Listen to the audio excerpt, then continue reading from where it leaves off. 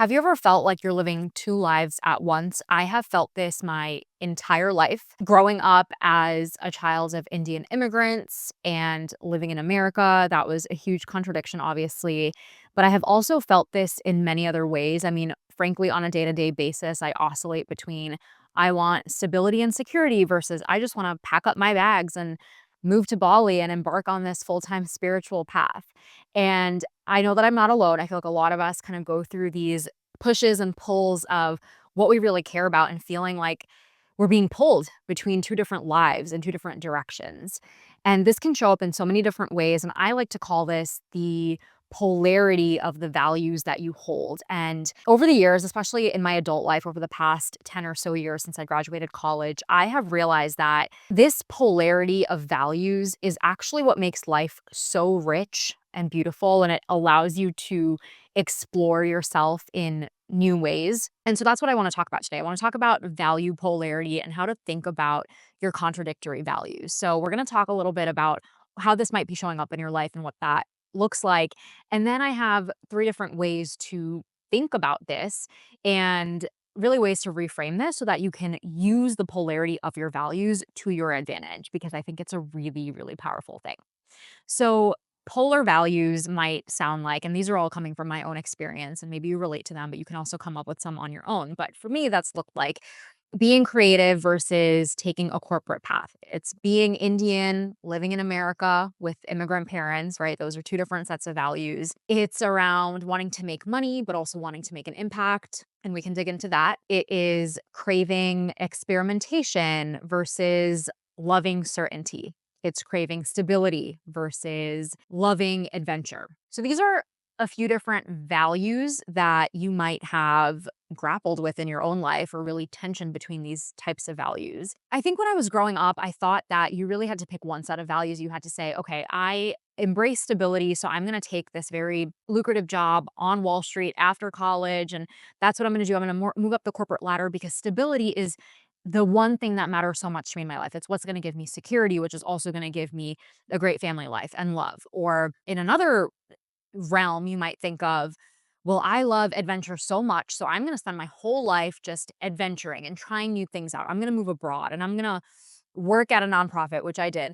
And I'm going to keep pushing the boundaries of adventure, adventure, adventure, right? And you kind of think like, okay, these are two distinct paths I can take, and they really can't intersect, because if they intersect, you start to feel like your values are being challenged. And this is something that I've dealt with, because just to give you a little bit of background on my career journey, I started my career right after college in big tech. I was working in a very secure job. And then right afterwards, about a year later, I moved abroad to work in international development. So I was working at nonprofits, which is obviously a very different space to be in, much more focused on social impact, making a lot less money, living abroad, being away from stability, being away from family. And then after that, I went to business school, which again feels a little bit different than that, because it's more about stability. It's more about gaining, greater status and credibility and access and connection to networks. And then I worked in consulting, which again is more stable. And then after that, I left to work on starting my own businesses. And so that again is this moment of adventure and experimentation. And so I've kind of dealt with towing these lines a lot. I also deal with it, or I really dealt with it in social media with my sisters, where we started a social media brand, and it really started to take off, and we started getting brand deals. And that was really the creative side of things. But at the same time, I was still working in consulting. I was in business school when it started. And so there were these multiple identities that I was kind of grappling with and towing the line between. And I think for so long, I felt like I had to choose. I felt like I was fighting against one or the other. I thought, well, if I do the stable thing, it means that I'm no longer adventurous. And if I do the adventurous thing, it means that I hate stability. And, that means I'm a hippie, right? And I think it's really not cut and dry like that. And so if this is something that you're kind of grappling with, of, okay, you want one specific thing in your life, but you feel like another part of you wants something else, and you're worried about what that means about your values and what your values really are, I have a few thought starters for you, which will hopefully help. So, the first thing I want to share with you, and we're going to talk about three main things. The first is the idea that tension forces clarity. So, if you never have tension in your life, it's actually really hard to figure out what matters to you. If you grow up being told that stability and security are the only things that matter, your traditional cultural values are, the only way to go, they're the only things to follow. You have to live in your hometown because that means that you are loyal, you are dedicated to your family. You never really get the opportunity to experience tension, and therefore you never get the opportunity to define what your values are. Because we have these values, we say this value versus that value, this value versus that value. But in reality, your values or what you value at any given moment in time likely falls on a spectrum along that. So if you have stability versus adventure, for example, when I was living abroad, my value there was definitely more towards adventure because that's what I was prioritizing at the time. Versus later on, when I went to get my graduate degree and when I was working in consulting, I was tending more towards stability. And that doesn't mean that I'm no longer adventurous or that in the moment when I'm adventurous, I'm no longer feeling stable. It just means that my value at that time of what I value in that dichotomy falls somewhere on that spectrum rather than being so black and white. So I really think that when you're put into those moments of tension, they force you to get really clear about what you care about, what your values are. And that's so much more valuable, no pun intended, than someone telling you what your values should be, because this really forces you to evaluate what's important to you. And I would also say that tension creates excitement because let's say you spend your whole life, really focusing on stability, stability, stability, moving up that corporate ladder. Well, at some point, you're going to start to feel stagnant and it's not going to feel good. And there is going to be that part of you that's thinking, oh, what about that polar opposite value? Why have I never experienced that? And then you kind of might swing the pendulum too far to the other side. And so it's really important to allow that tension to come into your life because it really forces you to get clear on what is important to you versus what somebody else told you should be important to you. The second thought I want to offer to you is that your values can and should change over time. So, for example, when I was in my early 20s, I really valued career exploration, geographic exploration. I wanted to try new things. I was willing to experiment, willing to fail, willing to put myself out there, put myself out of my comfort zone. As I get a little bit older, perhaps that is not as important to me. I mean, it's important to me in different ways, but my stability is also kind of important to me. And it is so normal and valid to have your values change over time. So that polarity that you experience is not going to be the same at every single part of your life. And honestly, that's what makes it exciting because it allows you to ask yourself what really, really matters to me and why. And how does what matters to me now get informed by what mattered to me before? And what did I learn when I leaned into those set of values versus how I feel now? So, yes, your values can and should change over time. And thinking of your values as polar opposites is really helpful. So to give you another example, I remember being I was working on social media with my sisters and focusing a lot on brand deals and creative partnerships. And that was really important to me at that time. But what happens there is when you focus so much on that, you sometimes can lose some of your creative potential because you're focusing so much on creating what your audience wants to see, what brands want to see because you want to, grow it, you want to monetize it. But what about that creative aspect where you just want to create for the sake of creating, right? Those are also really opposing things. But there actually might be something in the middle there that feels more genuine and aligned, which is what I'm now working on now as I'm, creating more podcast episodes and creating more of my own content. I'm able to sort of explore where I fall on that spectrum now. I mean, do I really want to do those deals? Do I want to focus on just creating for the sake of creating? And that's what makes it exciting because it's this constant dance. It's this constant questioning of what matters to you and why at that time. The third piece that I want to share with you is that your contradictions are truly your compass.